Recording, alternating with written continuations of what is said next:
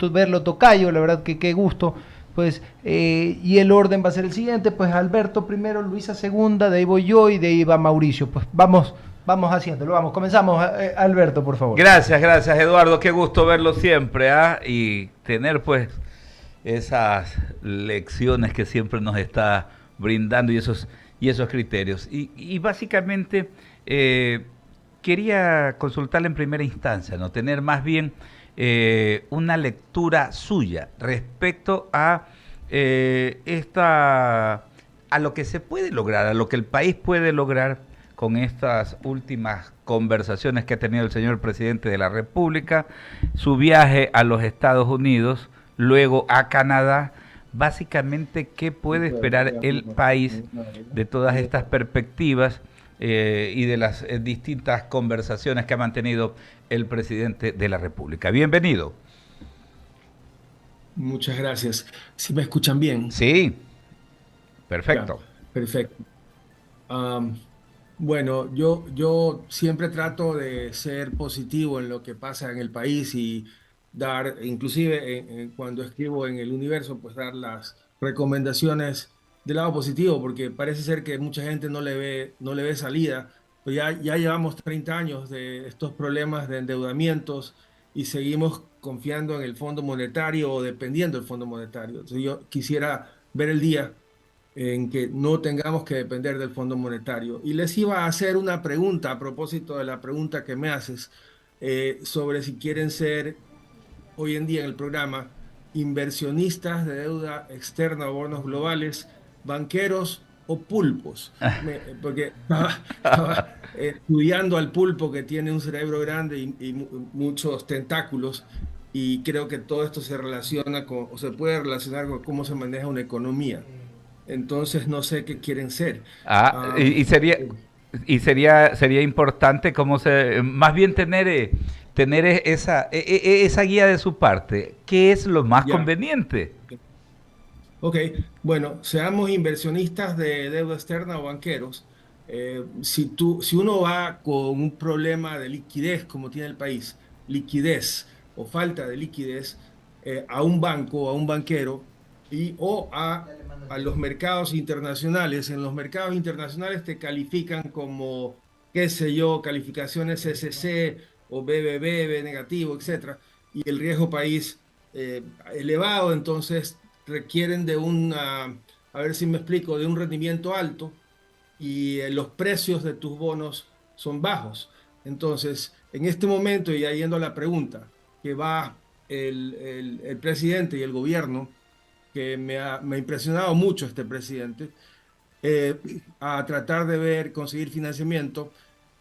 Los mercados reaccionaron bien porque sacó una ley sobre rentas y los impuestos supuestamente, y digo supuestamente, porque en una economía con problemas, subir los impuestos no necesariamente te va a llevar a recaudar más.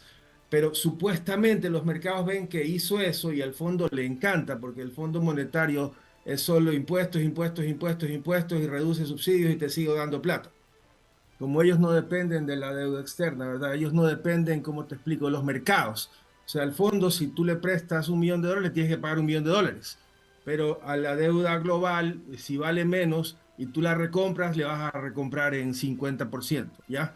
Entonces, el fondo no le importa lo que pase en el país en realidad y dice más impuestos y más impuestos. Entonces, ahí es donde voy yo. El presidente ha hecho bien, no le queda otra porque es el banquero, y ahora hablando de banqueros, de último resorte, se dice, de last resort, de última instancia, perdón, no de resorte, de última instancia, entonces no nos queda otra y le van a dar 3 billones de dólares, más los multilaterales le van a dar unos 1.000 o 1.500 más, entonces va a cubrir todo lo que es renovaciones y pagos y amortizaciones de la deuda externa sobre todo, ¿ya?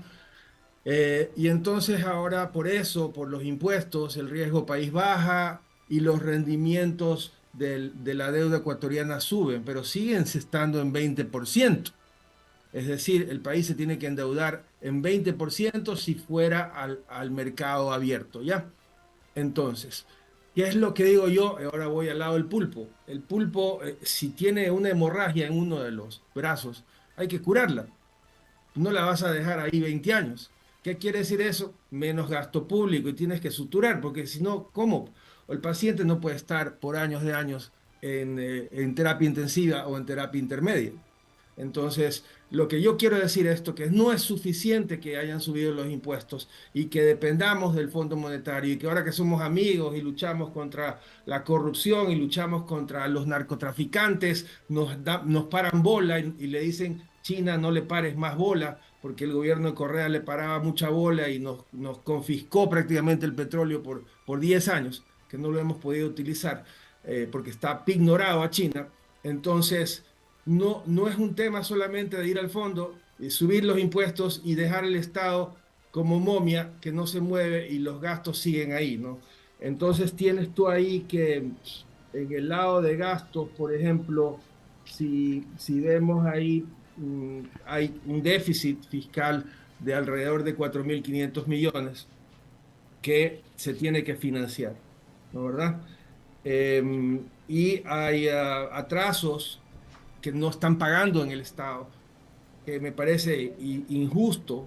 4.500 millones a gente en todos los proveedores del Estado. Entonces, ¿qué quieren hacer? ¿Seguir con este esquema de, me voy a atrasar unos años más? No, señor. El ministro de Finanzas es un gran tesorero que tiene que pagarle a todo el mundo. Cuando yo llegué a la terminal terrestre, nos debíamos 50 millones y 5 millones a proveedores, les pagamos en un año los 5 millones y en 8 años los 50 millones. Ese es el buen manejo público, el buen manejo fiscal. Entonces, no nos vengan a decir que no bajamos los gastos porque son inflexibles a la baja. Eso no es verdad, eso no es así.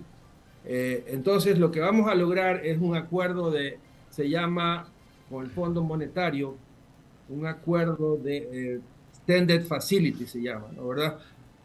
En español, facilidad de fondo ampliada, que sí nos van a dar, porque como digo, estamos siendo bien vistos, y posiblemente nos den el acuerdo de servicio de resiliencia y sostenibilidad, que es más de largo plazo y es para cuando uno tiene, qué sé yo, pues un terremoto o cuando tiene Circunstancias, me imagino que circunstancias extraordinarias, ¿no, Eduardo? Permítame, Luisa Delgadillo, con otras inquietudes para ir y también descifrando qué más hay que hacer, ¿no? ¿Qué más para cumplir esta tarea, ¿no? En torno a lograr el objetivo que tenemos como país. Claro que sí, mi querido Alberto. Qué gusto saludarte, Eduardo. Sí, Gracias. yo también tengo un par de inquietudes y la primera tiene que ver con el tema del IVA, que a partir de abril subirá al 15%.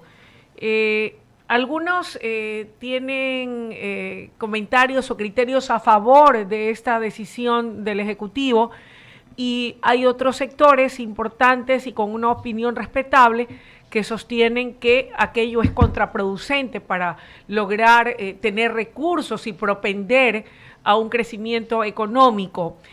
¿Cuál es la realidad desde tu respetable punto de vista?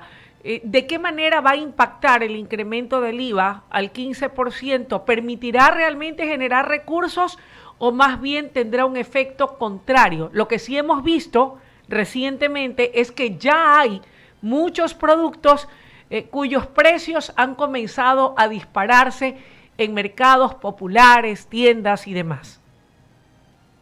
Gracias, Luis, un gusto de saludarte. Yo pienso que ahí más bien no voy a ser tan positivo, soy escéptico de que un incremento del IVA al 15, 17, 18, lo que sea, vaya a reactivar la economía. Es que no es posible.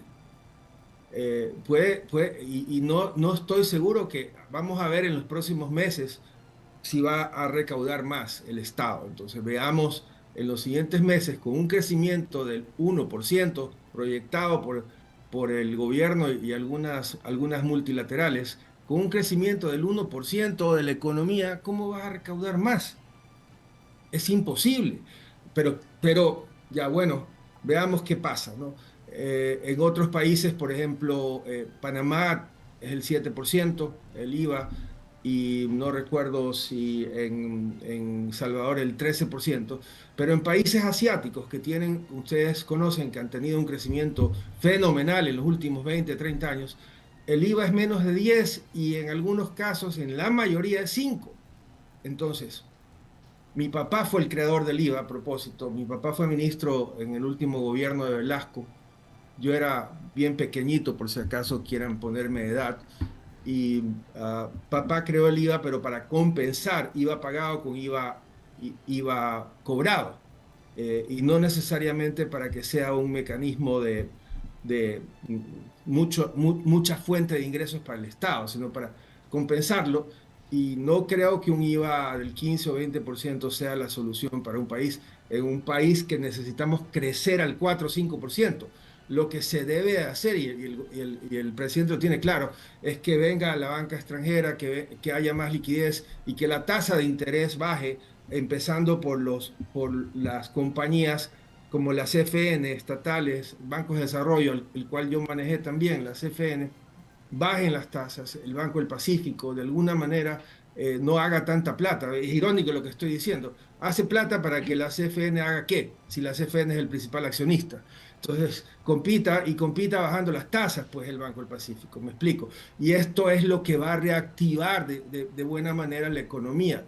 Más crédito a la gente que está en problemas algunos y más crédito nuevo a los demás para que puedan contratar y puedan incrementar su inversión. La inversión es uno de los tentáculos que tiene que ser tomado en cuenta si hablamos que la economía es un pulpo, en analogía. El petróleo bajando a casi 400.000 barriles por día cuando debería estar en 500.000 y 600.000 y no se hace nada por incrementar la producción, más bien se para el ITT, ¿no verdad? Los impuestos es otro tentáculo que no puede seguir subiendo como loco, porque ¿hasta cuándo vamos a seguir subiendo impuestos? Si no bajas el gasto público, si no reactivas el flujo de caja del gobierno, si eres banquero, no te van a seguir dando plata, solamente el Fondo Monetario te va a dar plata, si es que te da. Y la inversión nacional extranjera es la que tiene que venir. ¿Saben cuánto inversión nacional extranjera vino? Perdón, extranjera vino el año pasado. Ni 300 ni 400 millones. Entonces, ahora también el presidente, vuelvo a decir que me impresiona mucho, está viendo cómo atrae inversión de minería. Espero que el señor Issa y estos señores socialistas nos dejen en paz. Pero lo que tiene que haber es que venga grandes inversiones en grandes cantidades. Bien, Eduardo, mi siguiente y última pregunta para darle paso de inmediato a Eduardo Mendoza Estrada es la siguiente. En su momento, el ministro de Economía y Finanzas anunció que paralelo al tema del incremento del IVA, iba a buscar reducir el gasto público en alrededor de $1.000 millones. De las acciones que se están tomando por parte del gobierno nacional, ¿qué avistas respecto a cumplir con ese compromiso u ofrecimiento? ¿De dónde se puede reducir el gasto público, además de los subsidios o focalización de los subsidios a los combustibles? Bueno, nosotros tenemos un programa con Raúl Ortiz eh, de que se explore el gas del Golfo para que justamente en los próximos 5 años, entre 2 y 5 años, haya gas natural que reemplace al diésel en grandes cantidades y se vaya eliminando los subsidios. Esa es una medida que no la veo hacer. Y hemos hablado en la Corpey y hemos hablado con industriales ya que están muy preocupados que de aquí a 5 años no tengan ni energía o que las termoeléctricas ni funcionen o funcionen con diésel que cada vez es más caro. Entonces, esa es una medida que no están haciendo. Gasto público no he visto cuál es el programa de reducción. Y la otra hemorragia que tiene el Estado es en las empresas insolventes. Tienes un montón de empresas insolventes perdiendo plata que tienen que ser corregidos. Lo único que ha hecho el presidente en este momento es eliminar EMCO. Ya, ok, pero ¿qué saca con eso? ¿Dónde está el plan de reducción de todas las empresas que estaban con EMCO, de los gastos e inversiones inútiles que han hecho? ¿No es verdad? Eso es lo que se tiene que hacer y no lo veo. Entonces, mira lo que pasa en Argentina.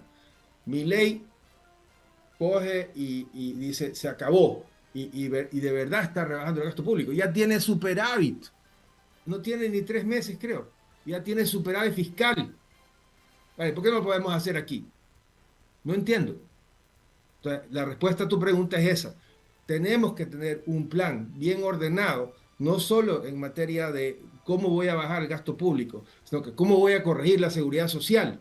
¿No, verdad? Ahí veo ilusiones de mi amigo Eduardo Peña, pero eso no, o sea, ya ok, ahora es en vez de aportes, qué sé yo, 15 años de aporte, vamos a 30 años de aporte, eso no es la solución, ¿no, verdad? La Parte. solución es que hay más afiliados. ¿Y cómo hay más afiliados? Sí, Con más trabajo, eso con quería más trabajo. consultarle, ese quería consultarle, Tocayo, qué gusto saludarlo.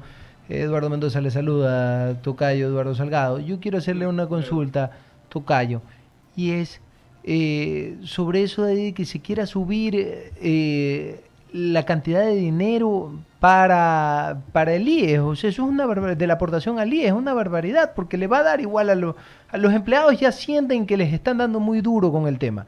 Ok, entendemos que es una necesidad, ok, pero de ahí subirlo a 30% de cobro, o sea, todo se lleva el IES y nada vemos o sea, el servicio es malísimo, el servicio es malísimo, entonces la propuesta, ¿cree usted que la propuesta, más allá de, o sea, es un poco descabellada? ¿No cree usted que es descabellada? Porque como le digo, o sea, una barbaridad subir el IES, la aportación al 30%, 31%, o sea, ya quítame todo, pues si hay gente que está colaborando hasta con $600, según lo que sea, o sea, es una locura. Y ni siquiera si es que tienen la facultad de poder elegir el seguro, porque hay unos que pagan sus propios seguros de salud y pues pueden pagar su propio seguro de salud y elegir el del IES. Cuéntenos un poco. Usted sube eso y va a haber más evasión. Y hay gente que no se va a querer afiliar o afiliar por menos. O sea, ahí viene la zapada de la gente o la protección de su liquidez. No, eso está muy mal lo que están pensando. Yo iría por el lado de que, por ejemplo, si yo me afilio, porque a mí me pagan con honorarios profesionales, yo me afilio por mi propia cuenta y tengo que pagar el 17%. ¿Qué es eso? Me quitan el 17% porque soy afiliado voluntario. Eso debería estar en 5%. ¿Me explico? Hay maneras de subir los ingresos bajando las tarifas y las tasas. De nuevo, papá cuando fue ministro, él bajó los impuestos a cigarrillos y a licores. ¿Y sabe lo que pasó? Recaudó más y eliminó el contrabando.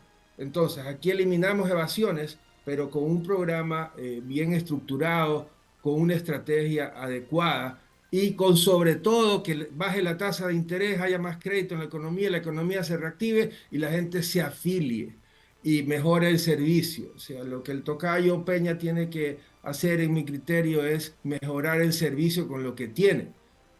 Y no pensar en estas subidas que porque dice que está en quiebra desde hace 20 años. Están casi todos los sistemas sociales quebrados. Entonces vayan a ver, pues, o contraten a la gente de Suecia para ver cómo hacen ellos. Ellos tienen un sistema mixto, público y privado, pero no salir con estas, voy a ser crítico del Fondo Monetario, con estas acciones fondo monetaristas en la seguridad social también.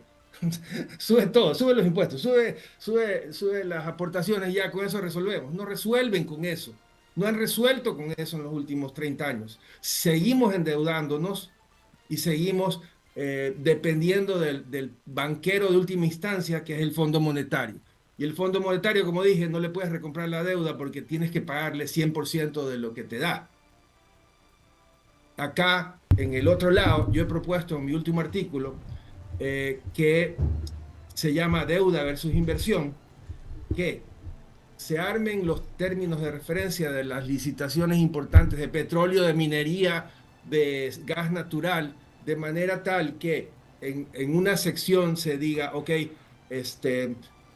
me dé un anticipo más grande sobre todos los ingresos que va a tener compartidos con el Estado, ¿no, verdad? Sobre todos los ingresos me da un anticipo, da un payment más grande y con eso el Estado va y recompra deuda. Pero primero no le haga subir tanto a la deuda. Me explico. Ahorita que estamos al 50% de descuento, ya, pues compremos. pero hagamos las licitaciones para que venga la inversión extranjera, pues, y podamos tener baja de deuda para que los pagos de los próximos años, que no saben cuántos son, ¿no? Aquí los tengo, los pagos de los próximos años, de tanto de deuda de bonos globales como del Fondo Monetario, son brutales. Se tienen que refinanciar. Entonces, en vez de refinanciar, se hacen licitaciones con inversiones y pagos anticipos fuertes y se recompra deuda externa. ¿Qué de malo hay en eso? Eso haría un tesorero capaz. Conclusión, mi estimado Eduardo, justamente antes de pasarle a nuestro siguiente persona que, pues, que va a entrevistar, es simple y sencillo para todos los que nos ven, los que nos escuchan. ¿Ok? No podemos estar con medidas a todo nivel, porque también sucede en los gobiernos seccionales, con medidas chicle, porque el momento que hay medidas chicle, comienzan a haber problemas. Tienen que recordar que el servicio público es para servir como tal, pero no tampoco para servirse, ¿ok? No utilizar fondos públicos o pretender pedirle a gente que les den justamente alguna que otra dádiva, o obtener de personas que no tienen nada que hacer más dinero. Caerle a los pequeños es un abuso. El momento que comienzas a caerle a los pequeños, a las personas de a pie, tú tienes el problema Estado. Estado, gobierno nacional, gobierno seccional. No se olviden de eso. Vamos con Mauricio Icaza con más preguntas. Gracias. Gracias, Eduardo. Eduardo, qué gusto saludarte. Te escuchaba al principio hablar un poco del tamaño del Estado y es algo que he venido escuchando mucho en muchos analistas, en muchos expertos. Pero evidentemente eso conlleva, y esto quizás estoy equivocado, me vas a ayudar a reflexionar sobre aquello, a tener un impacto social, porque muy probablemente muchas personas se queden sin empleo en un país donde la empleabilidad es muy baja. Entonces, la pregunta es, sin el ánimo de quererte convertir en mandrake, Eduardo, ¿de qué manera recortar ese gasto público impactando lo menos posible en el empleo de la burocracia en el país? Ya, gracias, Mauricio. Tú siempre con muy buenas preguntas. Eh, a ver, yo trabajé en Rusia y vi cómo la Rusia quebró por el desperdicio de los recursos. ¿Me explico? Hacían llantas en una ciudad para darle trabajo a una provincia y armaban el auto en otra y el motor en otra y luego lo ensamblaban. Rusia quebró por el desperdicio de los recursos. Lo mismo nos va a pasar aquí. Estamos medios quebrados. No se puede, por ejemplo, yo trabajé en la CFN, como ya lo he dicho, y ahí tuvimos que hacer una rebaja una reducción de empleados, porque estaban en exceso. Uno, habían contratos de servicios ocasionales, eventuales, habían 3 asesores a veces o 4 por cada director, habían 5, voy a exagerar un poco, ¿ya? Habían 5 choferes por cada director. Entonces, no, pues 5 autos. Entonces, hay cómo hacer, si hacen un plan, pero no lo veo en estas empresas como la CFN, como Ban Ecuador y como todas las demás, CNT ni se diga, para reducción y reingeniería. Pero ¿dónde está el plan? No lo veo. Entonces, sin ser mandrake y sin yo querer creerme que yo resuelvo, yo sí resolví pues los problemas en la terminal terrestre. ¿Ya? Una administración eficiente, no subimos la tasa por 10 años. Es como no subir impuestos por 10 años. No subimos la tasa de uso de la terminal, porque la gente pobre no podía pagar ni 25 centavos para viajar todos los días. ¿Ya? Y generamos ingresos por otro lado, generamos ingresos por, qué sé yo, en el centro comercial, ahí sí ajustamos las tasas porque los comercios pueden pagar, pues. ¿Qué te parece? Y aquí en el país, no solo que el ministro, el tesorero, el gobierno tienen que bajar los gastos con un programa, sino que subir los ingresos, pero no de impuestos, pues, sino de petróleo. hagan las licitaciones. Oye, aquí al lado, en Colombia, tienen las 7 grandes a lo bestia en inversión en petróleo. En Argentina tienen el campo Vaca Muerta, donde va a ir así inversión en petróleo y gas natural.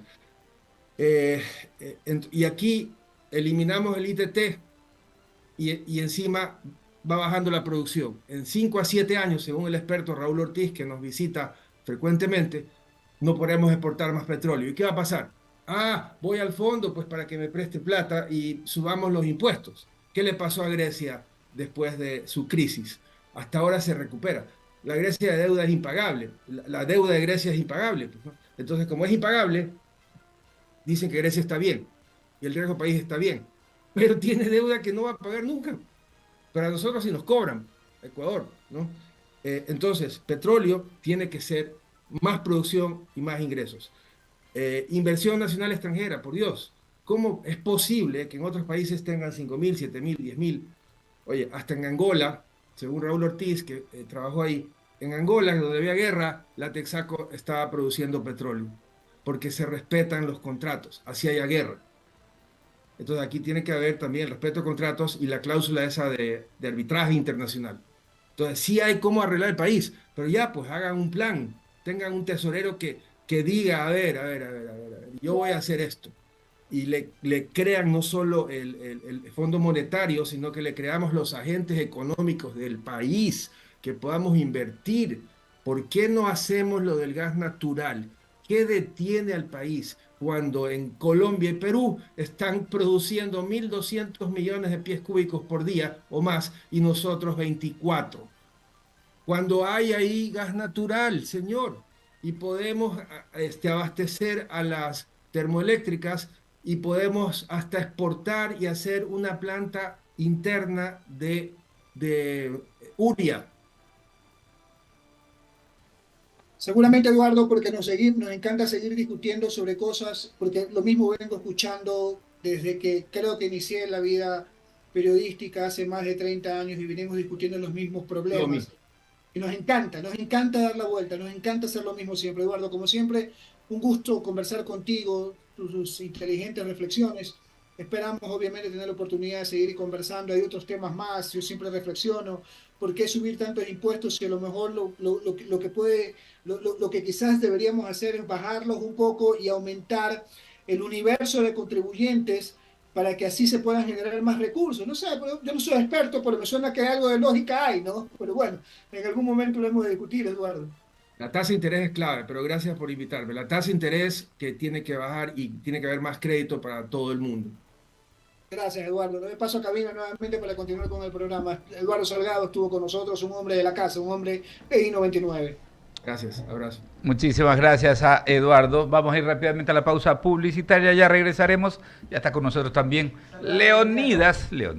Buenas tardes, un gusto saludarlos. Aquí estamos, al pie del cañón. Estamos al pie del cañón como siempre. Vamos a la pausa, ¿qué tal? Algunos comentarios de la entrevista de Eduardo Salgado tenido, vamos.